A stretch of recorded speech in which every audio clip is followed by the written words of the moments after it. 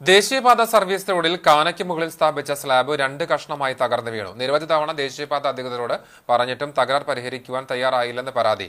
Andathode panchayat community ഹാളിന് തെക്കുഭാഗത്താണ് service റോഡിന്റെ slab തകർന്നു വീണത്.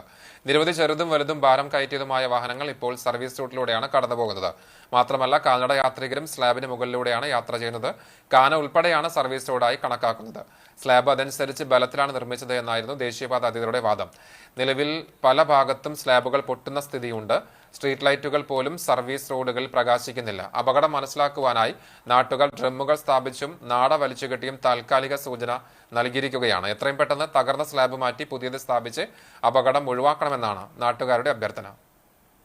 സർവീസ് റോഡുകളിൽ കുഴികൾ, ഒരു ചെറിയ കുഴി ഉണ്ടായാൽ പോലും നികത്താനുള്ള റോ മെറ്റീരിയൽസും ലേബേഴ്സും പരിസരത്തുണ്ടായാൽ പോലും അത് വലിയ കുഴി ആവുന്നത് വരെ കാത്തിരിക്കേണ്ട ഗതികേടാണ്. തൊട്ടടുത്ത് റോ മെറ്റീരിയൽസ് കിടക്കുന്നുണ്ടാവും, ആ കുഴി മാത്രം ഒന്ന് എത്തിയാൽ മതി. അതും ചെയ്യാതെ നീട്ടിക്കൊണ്ടുപോയി ജനങ്ങളെ പരമാവധി ബുദ്ധിമുട്ടിച്ചതിന് ശേഷമാണ് അതിന് പരിഹാരം ഉണ്ടാവുന്നത്.